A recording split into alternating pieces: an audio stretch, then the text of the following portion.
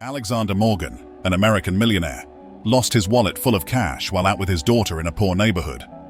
When a black street urchin found it and returned it intact, he asked for an unusual reward, which brought the millionaire and his daughter to tears. What has happened? Let's find out in today's story. Before we get into the main content of the video, don't forget to subscribe and hit the notification bell to receive updates on our latest videos. Feel free to leave your comments with feedback on the content and any topics you're interested in. Your support means a lot to us. Have a great day. My name is Alexander Morgan. I grew up in a small town in New York and came from a humble family. Ever since I was a young boy, I had a strong determination to succeed and make a difference in the world. I studied hard and eventually became a successful businessman, investing in large retail chains. But above all, I am known for my philanthropy and my desire to give back to those in need. My daughter and I had been in California for 3 days. We'd seen Disney, driven through Los Angeles, and now in San Diego, where we'd just returned from Coronado Island. Despite being a popular tourist destination in the area, Coronado had a poor neighborhood with a large black population. I wanted to get to know its streets and people. My daughter was upset that her father had planned a visit to the place for her birthday. After all, she had no interest in poor neighborhoods in the United States. It was summer, and the boat was packed with tourists. We had already returned to the city via one of the routes. When the boat was approaching the port, I looked in my pocket for my wallet but couldn't find it. I searched other pockets, inquired if my daughter had seen it, and looked around. My daughter asked, "Has it been a while since you used the wallet?"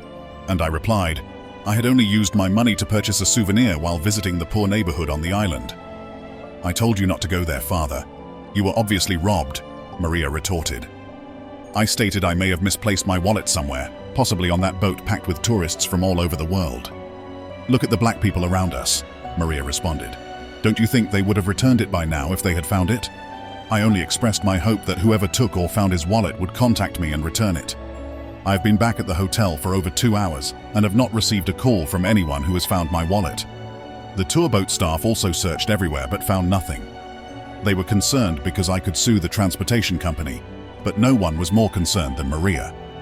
She knew that, in addition to cash, several credit cards in her father's wallet were required for her long-awaited birthday celebration. Maria, concerned, stated that I had most certainly been robbed while we were on the island. "Don't you realize, Dad, that these black people take advantage of you? You went to that poor neighborhood with such good intentions, and they ended up making a fool of you," she grumbled. "You took me to a poor black neighborhood for my birthday. Look at what we got out of it." I took a deep breath and told Maria that I loved her, but that she needed to learn more about life. She was becoming a grown woman, but she still had a lot of life ahead of her. "Do you believe my life has always been good and easy for me?" "I've been to the other side, girl," I said. I reminded her. I was born in a poor neighborhood of New York City. My mother was a chef and my father was a tailor. I began working in a department store in the capital at the age of 14 to help with household expenses. I could only study what I wanted when I was 24. At the time, I was a supervisor in the store. I had to eat crow from bosses and clients to get to my current position. I went on to say that I had taken many buses in my life to get to work every day, and that I couldn't even eat breakfast sometimes. On occasion, I had to forgo lunch. But in the end, everything worked out for me. "You know how I got lucky? Luck, my daughter, can also change a life," I said. I recalled meeting my wife, Maria's mother, while finishing college, and how she died as a result of tuberculosis. Money could neither buy or save my wife. It was a devastating blow to my life. Next day, my phone rang. It was a number I didn't recognize. When I answered, the person on the other end said he had my wallet and gave me an address that was a little outside of the tourist area. Maria objected when she saw me get up with a smile on his face. "Think about it, Dad. It may be a ruse or a trap. Who can truly guarantee that they have found your wallet?" I replied that it would be no problem. The caller had a child's voice and sounded trustworthy. Maria then summoned the security guard, who escorted us whenever necessary, and explained what was going on. The security guard appeared in Maria's room and tried to persuade me not to go to that address. Still, I simply replied that I would trust my intuition and look for my wallet to continue the celebrations promised by the trip. So we left the luxury hotel and proceeded to the nearby avenue. As the security guard drove down the avenue, we left the tourist area and entered a much more modest and less lit neighborhood. Maria was terrified. Her birthday had become a perilous adventure. Her heart raced with each motorcycle that passed their car. If we came to a stop at a red light, she would become tense and still, looking around at the cars as if she expected a gun to be pointed at them. It was really a frightening place for her. I was not afraid at all. That location reminded me of my youth in some ways. Finally, we arrived at the specified location, in a neighborhood full of very simple houses. The bodyguard refused to let me out of the car. A young black boy, no older than 10, came running towards us, clutching my wallet in his hand. He was skinny, with bright eyes, black skin, and worn-out clothes. His situation wasn't much better than mine when I was that age. He handed the wallet back to me. When I opened it, all of my documents, cards, and money were still inside. Nothing was missing. I was overwhelmed with gratitude and relief.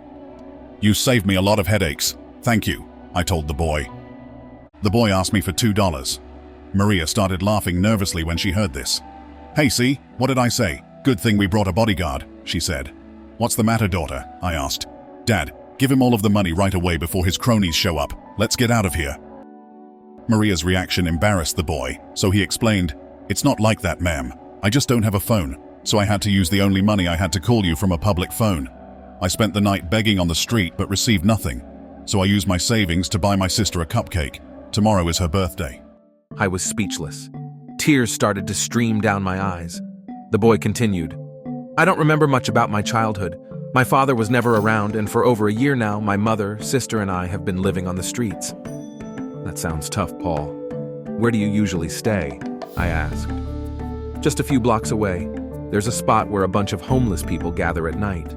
That's where we stay," he replied. My daughter lowered her voice. "Have you ever had any special moments despite all of this?" "Yes, once we lived in a small apartment. I remember my mom baking a cake for my birthday. It was the only party I've ever had. Even though it was just my mom and sister singing to me, it was the happiest memory of my life. Even though we'd been evicted, I wanted to ensure my sister felt the same way. As a result, I begged for money on the street to buy my sister a cake," Paul answered, his eyes brightening. Maria couldn't stop crying as she put her hands to her chest. She screamed in regret and agony, hugging me tightly. "Dad, what have I done?" The girl, who had previously been afraid of that place and suspicious of the boy's intentions, now felt ashamed for making such hasty judgments. Maria then handed Paul a card from the luxury hotel we were staying in, instructing him, his mother, and sister to visit the next day. She asked me for permission before opening my wallet and handing the boy $300 bills. "Paul, please use this money to buy clothes for yourself and your family. If not, you may not even be able to get to the hotel reception," she explained. On the way back, I directed the bodyguard to the restaurant I had reserved for Maria's birthday celebration, but she stopped me and asked them to return to the hotel. "What's the matter, daughter?" I inquired. "Dad, what we'd spend one night here would feed Paul's family for a month. Let's just go back to the hotel and order a pizza while we figure out what we're going to do tomorrow, okay?" I agreed. I turned and looked proudly at my daughter.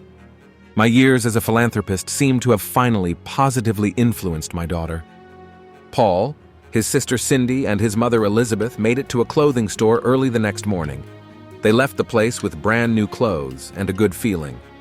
Maria had given them enough money not only for the clothes, but also for breakfast, which they hadn't had in over a year, to pay for the bus tickets to the hotel, and still have some left over. When they arrived at the place and realized it was a 5-star hotel, they became shy. Paul's mother had always wanted to visit a place like that, and now that she was there, she didn't know what to do.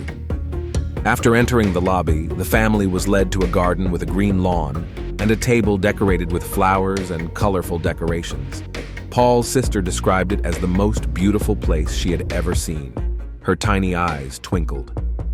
Maria responded by saying it meant everything to her, and the girl couldn't stop smiling. At that moment, I understood that one birthday party would not suffice to help the family, so I took Elizabeth to my hotel's manager. I expressed my surprise that her son had returned the wallet in the same condition in which it was found, despite the hardships he and his family faced. And if the son had such a disposition, it could only be the result of a good upbringing. "I congratulate you on your integrity," he said. "I'm not sure if it was luck or something else, Elizabeth, but when your son returned that wallet intact, he changed the fate of your entire family." "If you like, I can make her the head chambermaid. What do you think?" the supervisor inquired of me. "Of course," I responded. "That makes me extremely happy. She is deserving of it." Elizabeth's mouth dropped open. She had never imagined this. Elizabeth took a bus to the outskirts of town and checked into a 5-star hotel to begin her new job.